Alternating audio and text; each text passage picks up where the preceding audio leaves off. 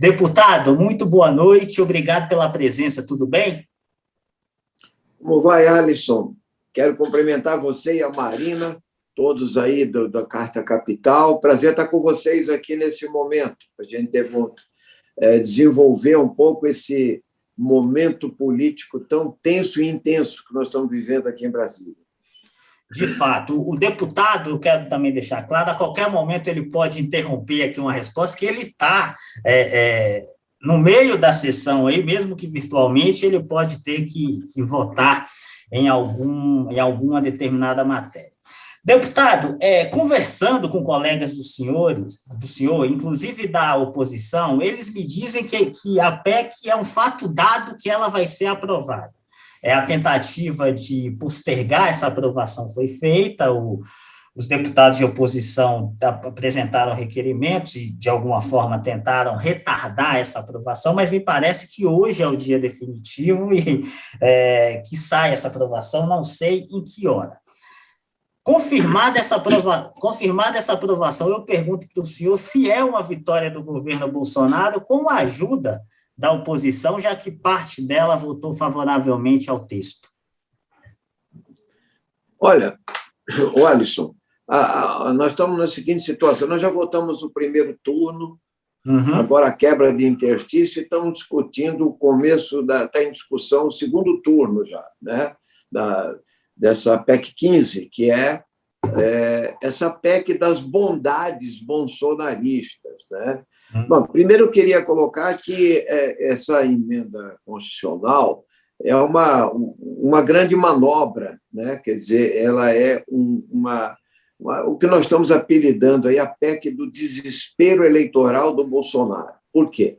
Porque, na prática, né, ela foi forjada para ter poucos meses de validade. Então, tudo que vai ser votado aqui, que são algumas benesses, por exemplo, passar para R$600, o Auxílio Brasil, o Vale Caminhoneiro, entendeu? Vale Gás, e etc., passagem para idoso, coisas do tipo, só vale até dezembro, né? Inclusive, eles introduziram uma excrescência constitucional na PEC, que é criar um estado de emergência, entende? Quando não existe essa figura jurídica, a não ser que você tenha uma pandemia, que nós vivemos aí nesse período. Mas, nesse momento, o que eles estão colocando como estado de emergência é o aumento do preço da gasolina. Entende? Nunca se viu isso. O Brasil já teve quantos choques de petróleo, e a gasolina sobe todo dia porque ela está ligada à paridade de preços internacional, ou seja, ela está atrelada ao dólar, entende? E, mais do que isso, ao preço internacional do petróleo, e a Petrobras é uma empresa internacionalizada. Então, os acionistas de Nova York são os que mais ganham quando sobe o preço do petróleo. Então, nós sabemos que isso tudo foi feito para tentar diminuir a margem de rejeição do Bolsonaro, para tentar dar viabilidade eleitoral a ele nessa reta final, nesses últimos 2 meses. Qual é a situação? Veja, nós fomos coerentes. Quer dizer, quem defendeu 3 anos e meio aqui, Paulo Guedes, que hoje virou aquele personagem, o Wally, né? Onde está o Wally? Ele desapareceu. Ele não existe, ele é o ministro da Economia que não dá entrevistas, ninguém sabe do que se trata e tal. Por quê? Porque ele defendeu o teto de gastos, ou seja, não, até 2036, a regra de ouro, que você não pode usar empréstimos, senão para investimentos e tal, e outras regras de ajuste fiscal que são brutais, entende? Ou seja, a lei de responsabilidade fiscal, eles violaram todas as regras de ajuste fiscal que eles criaram e eles colocaram para a sociedade, que era a razão de existir desse governo. Mas, para ganhar a eleição, eles estão fazendo isso. Nós não, nós éramos contra o teto de gastos, apoiamos aqui o auxílio emergencial de R$600, entende? Quando o Paulo Guedes queria dar 200, etc. E, mais do que isso, a gente acha que é preciso responder de alguma forma aos mais pobres. O pessoal, em particular, apresentou um projeto de renda permanente, não transitório, mas permanente, né, do auxílio emergencial, que chegava de 800 a 1.200 reais por pessoa. Então, nós não podemos votar contra numa situação que tem 33 milhões de pessoas famintas declaradas, volta ao mapa da fome e tudo mais, e desemprego em massa, essa inflação, essa escalada inflacionária. Então, o que acontece nesse momento? Ele tá fazendo uma jogada eleitoral apenas, entende? E, em algum momento, ele vai querer constranger a oposição. Nós estamos colocando que nós sempre votamos com os trabalhadores, sempre votamos para melhorar a qualidade de vida, e é por isso que a PEC vai passar, entende? Mas, ontem, nós podemos dizer o seguinte: estava tudo bem até o momento que eles não conseguiram colocar o quórum deles, porque nós colocamos várias emendas, e uma delas é uma que retirava a ideia de você ter um estado emergencial no país. Uhum. E o que aconteceu foi isso. Começou a dar instabilidade no sistema, ainda na votação da PEC, mas como ela era praticamente unânime, entende? O único partido que votou contra é o Partido Novo, que é ultra neoliberal, que ele é contra qualquer gasto para pobres, etc. Então, o quórum deu, mas deu 393 votos a 8, entende? Mas isso era um quórum baixo, precisa dar 400 para votar uma emenda constitucional que precisa, no mínimo, 308 votos. Quando ele percebeu que nós destacamos o estado de emergência e não chegava, o que ele fez? Suspendeu a sessão. Mas aí alegando que o sistema estava instável, mas não era exatamente isso. Chamou a Polícia Federal, fez um teatrinho aqui, entende? E quase alguns líderes de oposição, inclusive do PL, entende? Dizendo que podia ter fraude, que tinha gente interessada em não votar, quando, na verdade, o que estava acontecendo que pode ter tido algum tipo de instabilidade. Mas o que aconteceu mesmo é que não tinha deputado para votar. Então, eles estavam com 460 e poucos deputados aqui, e 393 votaram, mas isso junto com a oposição. Então, quando votou o estado de emergência, o que aconteceria? Se você derruba o estado de emergência, que é uma excrescência você colocar na Constituição Federal algo que é para blindar o Bolsonaro, que está ferindo a lei eleitoral em época de eleições, para não ter o impeachment dele. Então, quando o Lira viu isso, ele suspendeu a sessão, voltou hoje de manhã, entende? E ele queria voltar com o mesmo painel já votado. Tá? Quer dizer, os que estavam tinham registrado presença, cerca de 460 parlamentares. E o que aconteceu que, para se garantir, aí sim reside a falcatrua, o banditismo político, eu digo isso porque você ter o poder de mudar as regras do jogo no meio do jogo. Entende? Então, a regra era: pode-se digitar a presença em plenário e votar depois pelo computador ou pelo celular, entende? Mas você tem que digitar em plenário. O que aconteceu? Os deputados deles da situação não vieram, os bolsonaristas, e ele liberou para pessoas que estavam lá no estado de origem, que não estavam aqui ontem, para votar o estado de emergência. Ou seja, na hora de votar, com todos os protestos que nós fizemos, deu mais de 500 votos, porque eles estão passeando lá, ou então usufruindo do orçamento secreto, certo, para se reeleger, com as emendas RP9. Ou seja, esse é o estado das coisas, esse um autoritarismo, um totalitarismo. Nós queríamos dizer que o deputado Arthur Lira praticou uma fraude para votar, entende? Então, se ele tem condições de votar, ele põe os votos aqui, eles não têm maioria, eles têm maioria. Ele teve que fraudar as votações e aí não passa mais nenhum destaque, porque esses 50, 60 deputados que nem apareceram em Brasília votaram lá dos seus estados por causa de uma mudança de regra que ele fez, mudando a regra no meio do jogo. Então, é uma vergonha isso que está acontecendo aqui na Câmara dos Deputados, um escárnio, entende? Mas mostra o desespero com que eles estão fazendo essa regra para tentar, a todo custo, entrar de maneira competitiva no processo eleitoral. Ô, Mari, você me permite só emendar uma pergunta, aproveitando essa resposta do deputado.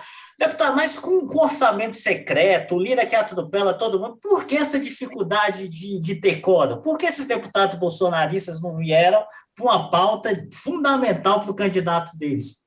Qual que é a explicação? Bem, primeiro é o seguinte, né? Nós votamos...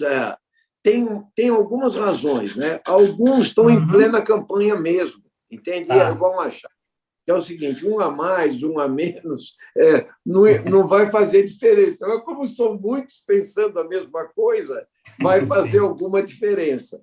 Segunda coisa, ontem foi votada a Lei de Diretrizes Orçamentárias aqui. E na Lei de Diretrizes Orçamentárias tinha mais uma bandalheira, um trambique, né, que foi autodenunciado pelo próprio relator do orçamento, o senador Duval, que confessou que ele recebeu 50 milhões de emendas do Pacheco, do presidente do Congresso, por fidelidade ao voto lá nas eleições. O prêmio dele foi ter virado relator, né? Mas o que aconteceu é que isso despertou uma ira aqui, porque eles estão querendo votar o orçamento secreto impositivo para 2023. E isso acabou caindo, entende? Então, porque houve uma pressão muito forte da oposição no Senado e na Câmara. Como assim? Impositivo, emenda de... O que é impositivo é emenda individual e de comissão. Então, você já engessou todo o orçamento.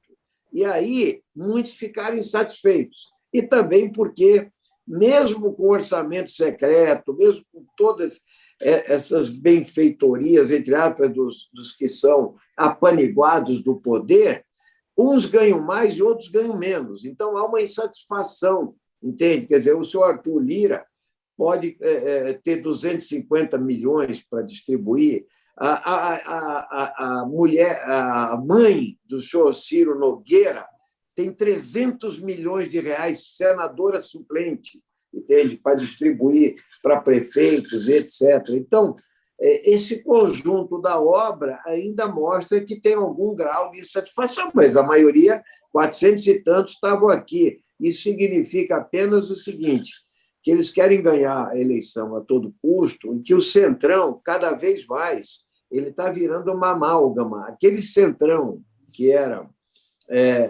fisiológico, clientelista, corrupto, como eles sempre foram, para saquear o Estado e para participar da máquina pública e etc., eles viraram ideológicos. Tanto é que o Valdemar Costa Neto é o presidente do partido do Bolsonaro hoje.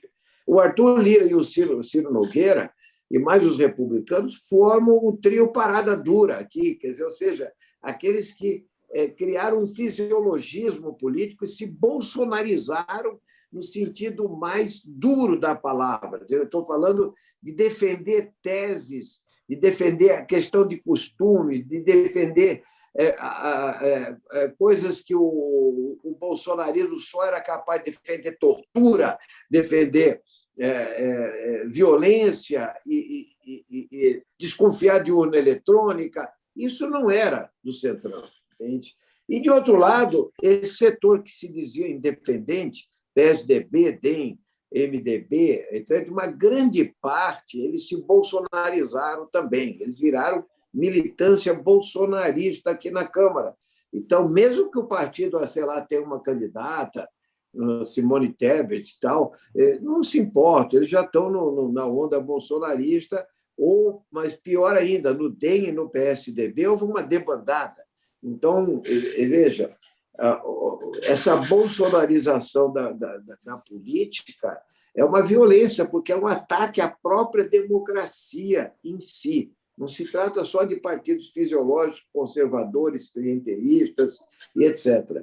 Então, nós estamos vivendo uma situação muito perigosa, o que até acelera a ideia de derrotar o Bolsonaro de qualquer forma, entende? Porque ele representa um perigo à continuidade das próprias instituições e um ataque aos direitos da classe trabalhadora brasileira, ao meio ambiente, à saúde pública, à educação. É esse momento que nós estamos vivendo, entende? Daí os absurdos que acontecem. Por exemplo, um assassinato em Foz do Iguaçu, por exemplo, a vítima. Agora, o Bolsonaro não é capaz de solidarizar, de ter empatia com a família que foi vítima disso, do luto. É o contrário, ele procurou os irmãos que eram bolsonaristas para filmar, para fazer contraponto e para dizer que a esquerda que era violenta. Então, esse tipo de coisa mostra a necessidade de retirar esse fascista do poder. Então, não tem outro nome, entende? Quer dizer, é uma lógica de a gente poder retirá-lo do poder para poder dar continuidade à sociedade brasileira democrática, ainda com as suas desigualdades, mas que a gente vai construir junto. Perfeito. Deputado, com relação a esse incidente, triste incidente do final de semana, essa questão da campanha, né? Existe esse risco, o senhor falou dos riscos quanto a essa campanha, o risco desse período eleitoral, principalmente contra os políticos de esquerda. O que fazer nesse caso? Existe alguma solução? Existe algo que possa ser dito para as pessoas nesse momento? A primeira coisa é não se intimidar, tá? Porque eles criaram uma linhagem de milicianos, entende? Eles milicianizaram a política. Segundo, eles criaram um exército de produtores de fake news, né? Então, você tem, primeiro, que não se intimidar, ou seja, ir para a rua, ocupar as ruas. Nós temos ido à rua fazer fora Bolsonaro, entende? E a gente encontra os bolsonaristas. E eles são obtusos mesmo, eles são arrogantes, entende? E eu acho que apenas nós não devemos aceitar provocações, entende? Desses grupos bolsonaristas, como esse assassino lá em Foz do Iguaçu, entende? Que é um miliciano ligado diretamente ao filho do presidente da República, tem que estar com foto, com metralhadora do lado, só podia dar nisso. Tal. Agora, é preciso que a população entenda que nós temos que voltar a um grau de civilidade na sociedade brasileira, que o bolsonarismo está acabando. Então, não é polarização. A polarização é a palavra errada para distinguir choque de ideias, de projetos, etc. O que está acontecendo é outra coisa, entendeu? É violência.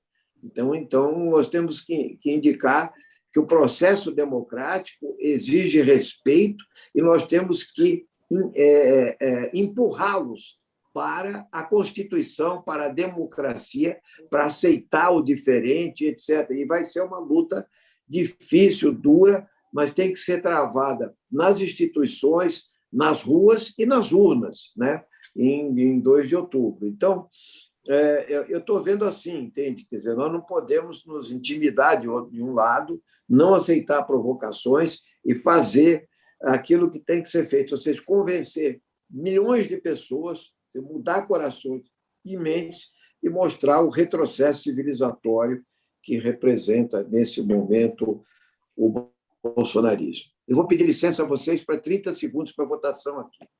Claro, pode votar à vontade. A gente já, Mária, a gente ainda, depois dessa entrevista, a gente vai tratar do evento que o ex-presidente Lula participou aqui em Brasília. Você também vai comentar uma entrevista que o vice-presidente Hamilton Mourão deu ao Estadão falando da possibilidade ou não de um golpe militar. Vamos comentar também a ligação telefônica que o presidente Jair Bolsonaro fez para os irmãos dessa vítima petista lá em Foz do Iguaçu. O Bolsonaro não ligou para a viúva, que ideologicamente compartilhava dos mesmos ideais do marido falecido, mas ligou para os irmãos dele, que são bolsonaristas, são apoiadores do presidente Jair Bolsonaro e devem vir a Brasília visitar o presidente deve fazer uso eleitoral dessa visita para que ele saia por cima de um caso em que, embora não esteja diretamente ligado, foi um apoiador dele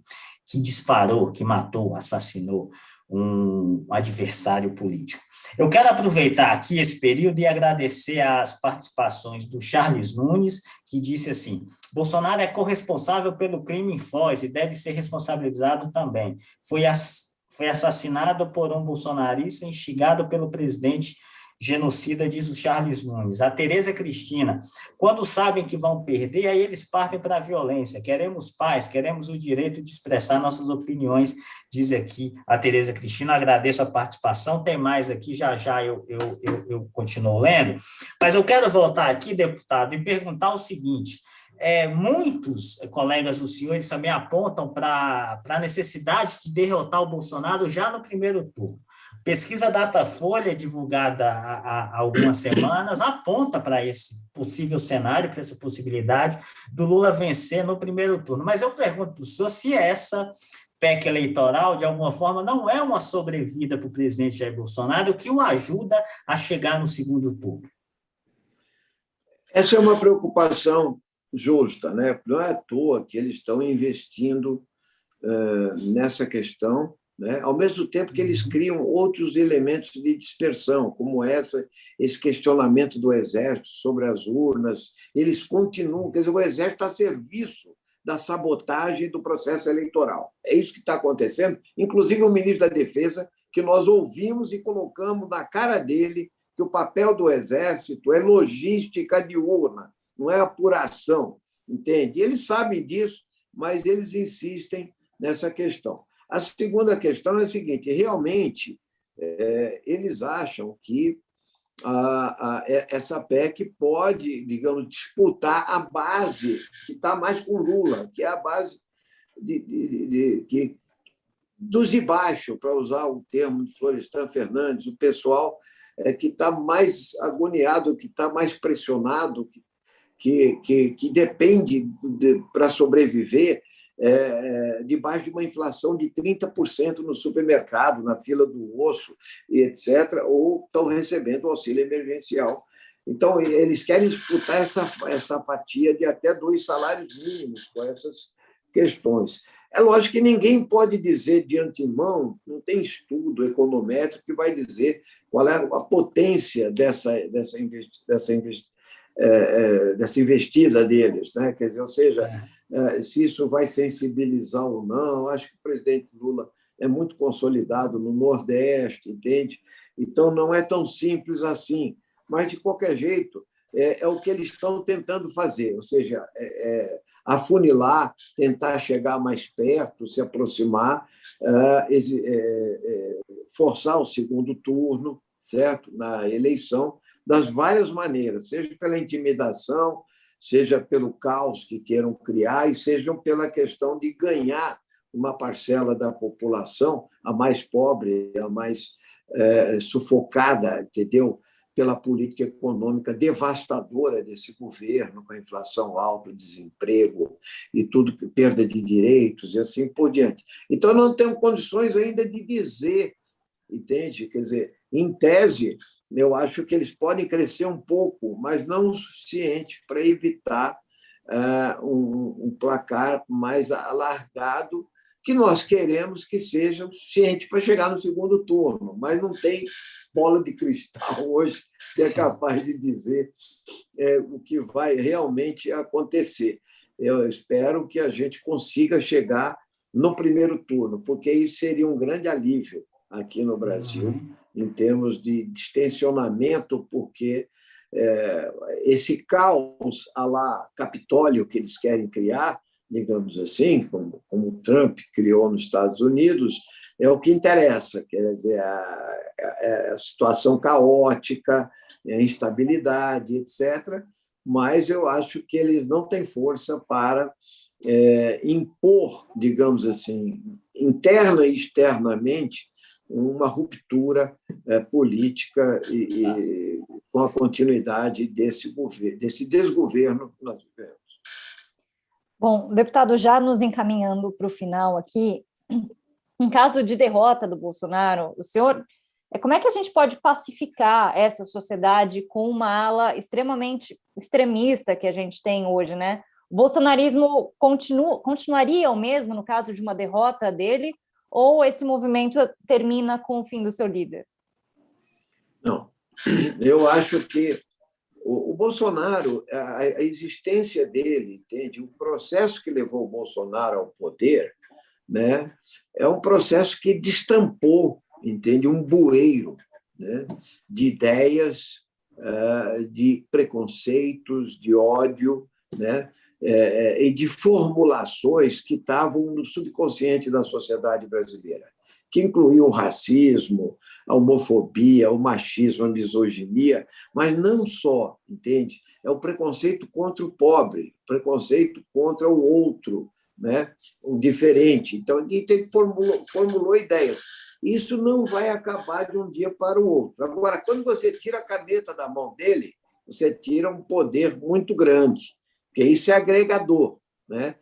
Isso agrega oportunistas de todo tipo. Está aí o Centrão, né, que estava insatisfeito no começo, e ele não participou do governo, e, de repente, eles são carne e unha com o governo hoje. Quer dizer, então, quando eles perdem o poder, a máquina do Estado, etc., é um pouco diferente. Agora, essas ideias que foram o militarismo, né, o milicianismo na sociedade, essas ideias elas vão perdurar, e é preciso ter um programa de enfrentamento para isso, para recolocar, eu diria o seguinte, valores democráticos, políticas públicas, né, que reconstruam o país, entende, no sentido da igualdade social, da solidariedade, e etc. Então, nós vamos ter, sim, resistências, entende? Porque não só por causa do Bolsonaro, mas por causa da elite brasileira, que é uma elite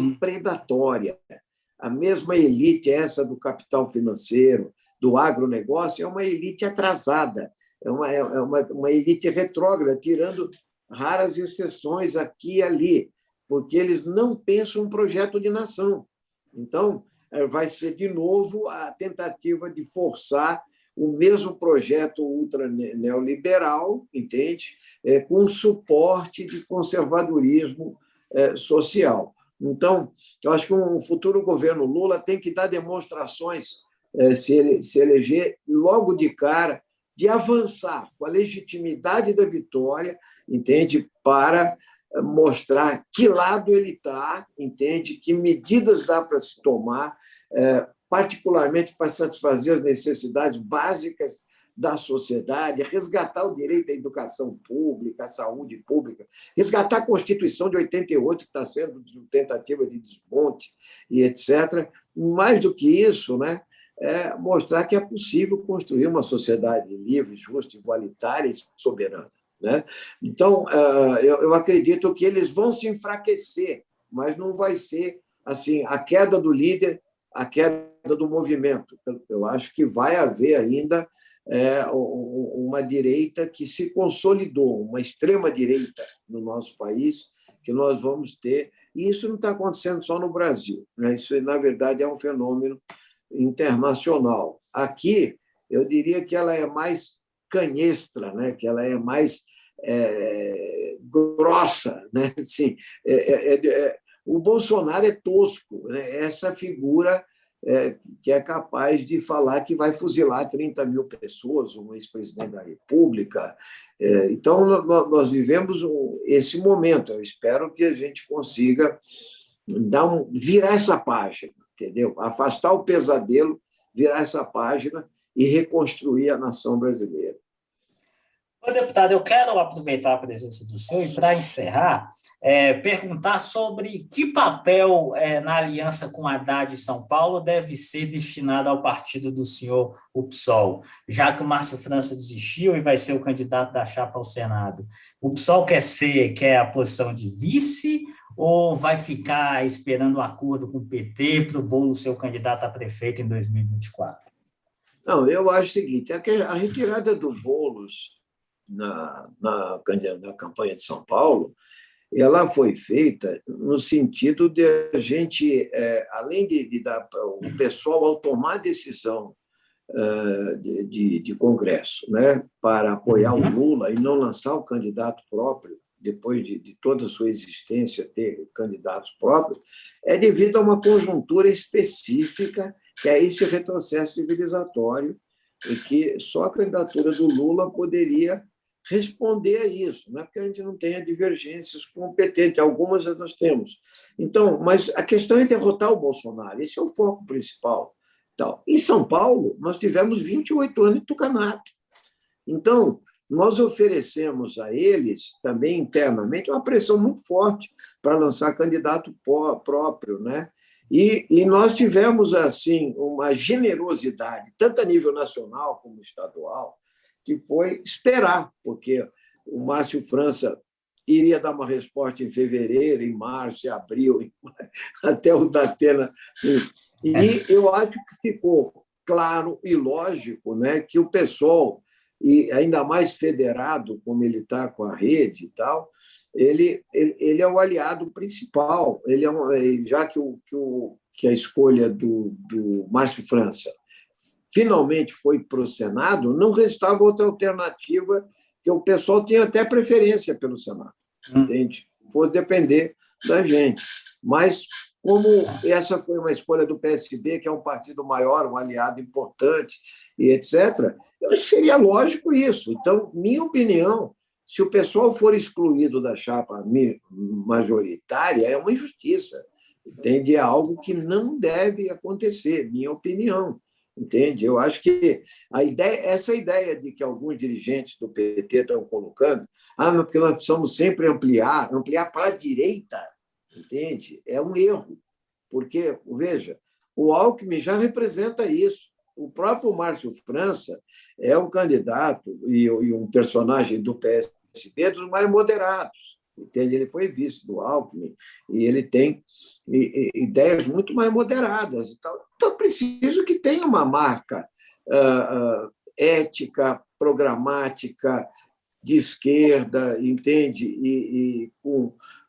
Que ajude a construir um espectro amplo, entende? Um espectro amplo. Então, até agora, o PT não deu a resposta conveniente a essa questão, mesmo depois do Márcio França. Nós estamos esperando até sexta-feira que isso ocorra, mas aí eu acho um erro grande da direção do PT, porque essa ideia de que você quer o PSD do Kassab, que depois vai apoiar o Tarcísio de Freitas e tal, isso não dá certo. Veja, na Colômbia, o Gustavo Petro, que é um cara histórico lá, colocou como vice uma figura mais simbólica, radical, entendeu? Contundente do que ele mesmo. Era uma mulher negra, ambientalista, feminista, e deu certo, entende? Então, não é isso que vai resolver o problema. Eu até brinquei com um jornalista da Folha, para pouco, que ele falou assim, mas o que o Haddad está querendo? Ele está querendo ampliar, ele está querendo mais votos. Tudo bem. Então, eu peço a ele que convide a Anitta para ser vice, porque aí garante, entendeu? Aí eu vou concordar, entendeu? Ô, deputado, então quer dizer, fica até essa sexta-feira, é a data que o PT estipula que vai dar resposta para o senhor, mas o nome do PSOL para ser o vice é o Juliano Medeiros, presidente nacional do partido? É o nome que circulou, que costurou a Aliança Nacional, que tem participado intensamente aí desse processo de unidade e que estaria mal preparado. É um nome que circulou, mas nós podemos até ver outro nome, mas o espaço tem que ser do PSOL, né? Quer dizer, essa é que é a questão. Mas aí é uma questão interna corporis do PSOL, entende? Não é uma definição que deve ser dada ao PT, eu acho, entende? Eu acho que nem o Lula acha isso, que eu saiba, entende? Quer dizer, então, e é um nome que eles não têm críticas a fazer, então, a não ser que eles querem ampliar pela direita, entende? Então, porque eles não têm um nome gigante, ou então dá dois. O PSB ficaria com as duas vagas, não tem sentido isso, do ponto de vista público. e tal, não tem sentido o PSB ficar com a vice, Então, tem que se dar uma solução política para a questão. Então, nós estamos insistindo em que o PT defina essa questão e não vejo nenhum problema em ter a vaga de vice para o PSOL, entende? Perfeito. Nós entrevistamos aqui o deputado Ivan Valente, que nos falou de toda a tramitação da PEC eleitoral, comentou a disputa entre Lula e o presidente Jair Bolsonaro, e agora nos esclareceu também a posição do PSOL com relação à vice do Haddad lá em São Paulo. Deputado, sempre é uma honra falar com o senhor, o espaço está sempre aberto. Muito obrigado, viu? Obrigado, Alisson. Também a Marina, quero deixar um abraço a vocês, agradecer pelo convite, nos colocando à disposição aí a qualquer momento. Obrigado. Grande abraço.